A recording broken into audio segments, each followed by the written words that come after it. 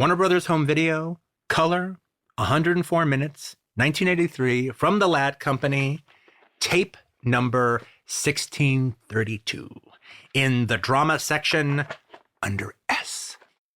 So tell me first what you thought about Star 80 back in the day when you saw it, and then maybe your thoughts on it today. Okay, it's 1983. I'm a senior in high school.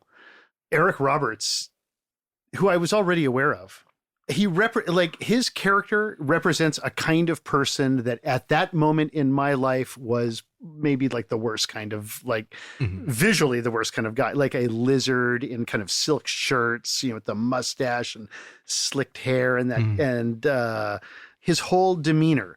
Like, I love this movie when I see it. What's weird about this film is it comes so soon after the actual events that occurred. I mean, this had to be in production. Literally the day after the murders happened. That's what it feels like. It went into production probably just a few months after Teresa Carpenter's article came out. So I'm imagining they started shooting sometime in, I think her article came out in 81, and I think they probably started shooting sometime in 82. And the video box is got 83 copyrighted on it. So it's it's definitely an 83 movie. That was when it was released, yeah. And for sure, there is a kind of trash quality to this movie. I mean, I was a Bob Fosse fan, even like in high school. I was specifically a Cabaret fan. And so for me to, a new Bob Fosse movie coming out, it's like, okay, I'm ready for it. And then for it to be this kind of almost TV movie, and yet so like deliciously lurid and smarmy and dirty. But it wasn't until I watched it again with you. I mean, two things emerged for me. This is not a movie about Dorothy Stratton. Not at all. This is it's a movie about Paul Snider, which I didn't even quantify that when I was young. We had this and we had the Dorothy Stratton story. Yeah, Death of a Centerfold with Jamie Lee Curtis. That's right. Death of a Centerfold with Jamie Lee Curtis. We had both of those at Archives. And Lance was very, very particular. Like, Lance was also really into all this. But I remember... he was also really into Dorothy Stratton. He was... he was really defensive and into Dorothy Stratton. And he was kind of like... He had issues with the movie. No, it was actually really interesting because I was such a Dorothy Stratton fan because I've been rereading a lot of the press that focused on the film, especially the reviews. And I think I read, as I'm reading these reviews, I'm remembering reading them in 83 when they came out. And so the whole discussion about the propriety, or is this exploitation, or is it morally corrupt that Bob Fosse is telling the story from Paul Snider's point of view as opposed to the victim's point of view, was not lost on me because it was discussed a lot. I just didn't take that seriously back then. I just thought it was a terrific movie. Yeah, that's how I approached it. I approached it as a movie, not as reality, but as just a lurid movie. A fun, lurid movie, like a delicious performance, an over-the-top performance that we would see again him give in, for me, for the other marker for me is, Runaway Train. Yeah, yes. For me, as you know, that like, it's, for me, these two characters are some of the most quotable, like, performance deliveries that he gives. And you quote them ad nauseum. I love quoting them because it's so... No, but it's Eric Roberts, particularly, no more than any other actor. You seem to vibe in on that. Parrot into an Eric Roberts vibe that always goes on too long. Hey, Manny, I know punk, Manny. I need some shoes, Manny. I need some shoes. I need some socks. Give me fun socks. Let me find some socks. Man, yeah, damn, I found me some socks. Like, that performance he gives in Runaway Train. Well, she was nominated for an Oscar for, by the way. Yeah, is so in the performance. It's Eric Roberts, sure. And it's a performance only Eric Roberts would and could give, I think. But he is so inside of that character in that moment. Like, whenever I try to ape him and pretend to do it, the only way to do it is to kind of go into that mental place, which is that character. And it's a weird fucking place to go mentally, like, performance-wise. Well, back then, I just saw it as a pretty snazzy, entertaining, poppy movie, galvanized by what I thought was a tour de force performance by Eric Roberts. That was not only what I thought was a great performance, but I'm positive, was actually my favorite performance of that year. And I even remember, to the degree that, to me, it was a shoo-in that Roberts would be nominated for a Best Actor, but I thought he was going to win. I thought, well, if he gets nominated, he will win. And he didn't even get nominated. And I actually thought it was like the biggest crime of all the Academy non-nominations of the 80s at that year was Roberts being ignored for star rating. Because the character was so despised. The guy, the actual, like, this is where I come to on this film, because it really is like, how does one judge this movie? Do you judge it as a movie, as a work of, as they describe on the box, in part fictionalized, or do you describe it as reality? Because it's not reality. The whole thing about Eric Roberts' performance when I watched it this time is, as I was watching it this time, I was thinking, he's right. He's right. Everything he does is right and correct. Like, there's so many of things that happens when the sister comes down. It's, you know, he gave her toilet water. He gave her eau de toilette, which is like, he gave her some Chanel. So she would have expensive smelling perfume when she went to LA. When he gets to LA, he's like, you got to remember people's names. He's like behaving like a manager, and everything that he says, even when they're in the car and he's like, you're going to get a Mercedes. You're going to get a Mercedes. You know what? I'm going to be the guy that ends up buying it for you. And he does, but he buys it with her money. He buys it with her money, but he's the one who got it for her. He's definitely the reason she got $10,000 because that's what the Playmates were paid. He coached her on her pictures, on how to do it. Even when the mother is giving him flack and giving him pushback, he starts giving an argument. Okay, I'm thinking, I'm a dad. I have a daughter who's sitting here next to me right now. If Eric Roberts came into my home and tried to pitch me on my daughter doing Playboy, would he be successful? Okay, no, is the answer to that. However, he gives a good enough argument that it actually works within the frame of the movie. Well, he says, you know who listens, like, who reads Playboy? It is movie directors, and he's right. Well, he's sports actors. Peter Bogdanovich reads Playboy. He's sort of right.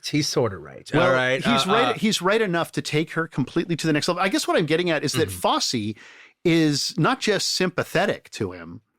Everything in the movie, up until the point where, I mean, maybe that Mercedes moment where he's buying it with her money, because at that point she's being coached. Normally, the old Dorothy Stratton, without the influence of the Peter Bogdanovich character and the Hefner character, would probably be happy if he went out and bought that Mercedes. Yeah, baby, go buy a Mercedes. But by that point, she was already poisoned by them, poisoned to get away from him. Another pimp has come in and hijacked this pimp's woman. Okay. That's what Fosse is. I'm not saying that's reality. I don't think that that's necessarily where Fosse is coming from when it comes to the cipher character of the director that's supposed to be a stand-in for Peter Bogdanovich. I mean, well, he's a non-character. It's almost comedy how he's not a character. Well, the fact that it is Dorothy Stratton. But my point though is, and this was Teresa Carpenter's point, the woman who wrote the article.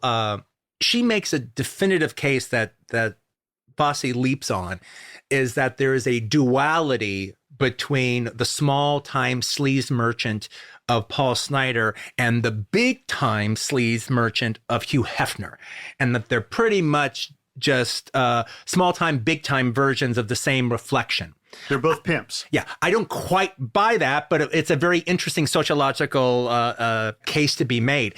And frankly, I think it's one of the better things about Fosse's film is drawing that conclusion. It's one of the things that he has to say other than getting to the inevitable murder.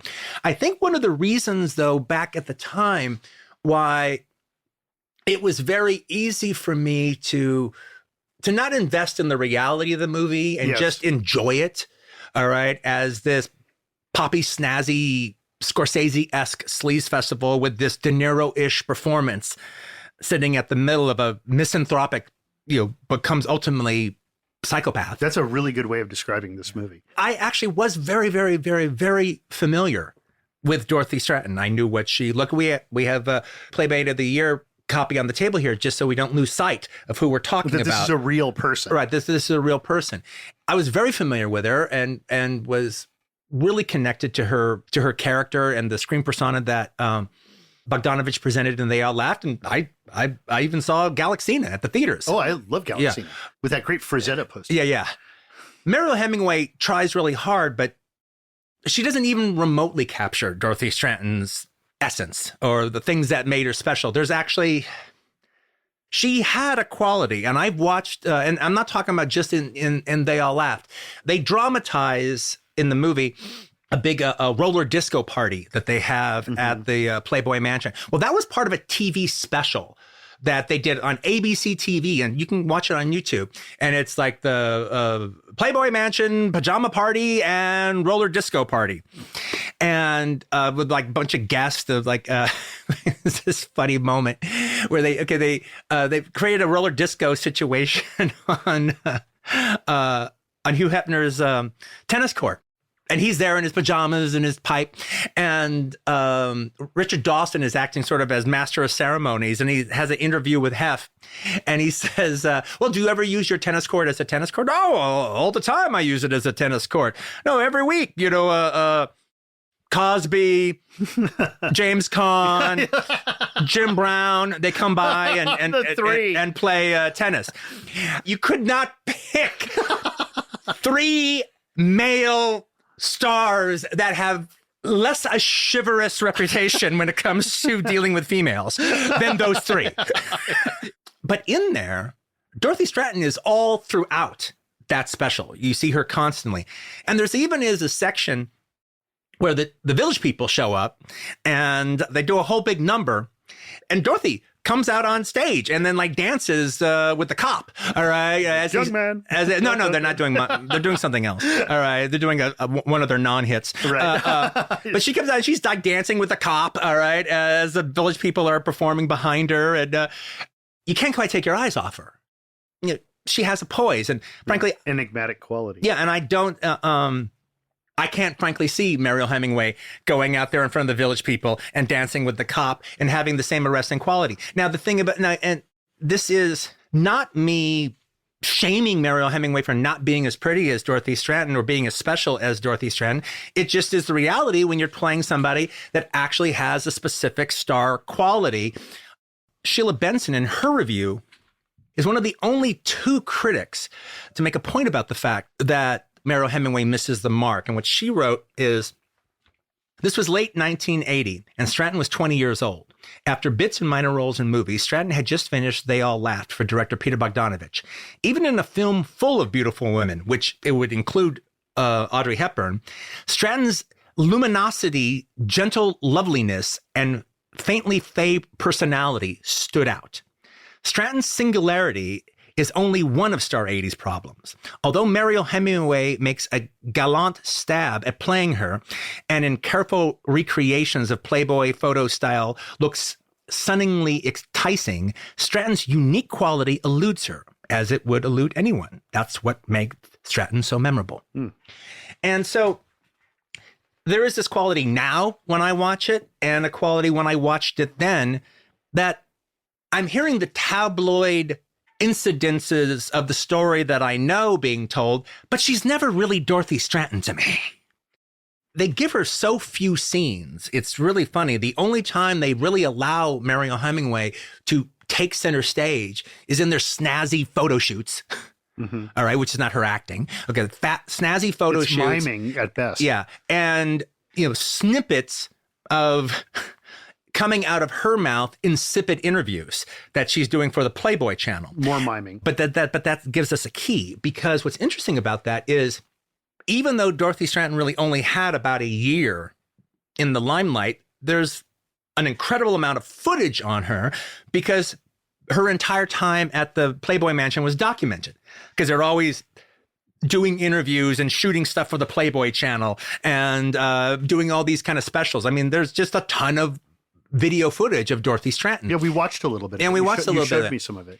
And so the pieces of interviews that Mariel Hemingway does, you can find online. You can find Dorothy Stratton doing those pieces. And one of the more famous ones is she's talking about how she's not really about sexuality. She likes romanticism.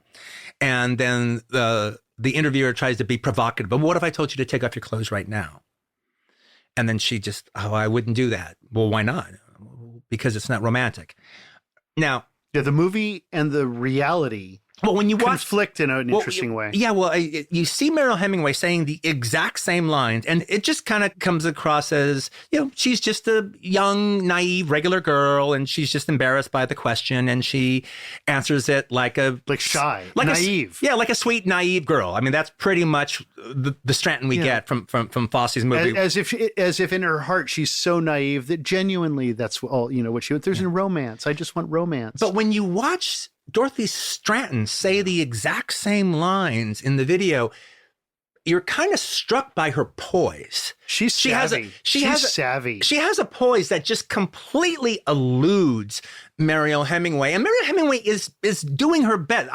It's not her fault. It's a complete misconception of character. But Dorothy Stratton has a poise when she says that, and dare I say a depth to what she says and how she says it that is just turned into homilies by the movie Star 80. You had kind of brought it up, and then you showed me that documentary where there were a number of interviews. Yeah. And I was struck by how Mariel Hemingway's characterization was like really naive and really kind of was nothing more than malleable putty in the hands of whatever man, mouthing whatever words that they told her, and that she was naive, almost unchanging throughout the entire movie. But the Dorothy Stratton I saw in real life in those documentaries was a Dorothy Stratton who knew what the fuck was going down, who understood the business, who was savvy, smart, sharp, and is doing a comeback with that line, with that, well, it's not, that wouldn't be romantic. That's a contrapunt moment with her. In the movie, it's more just, it's pure naivete.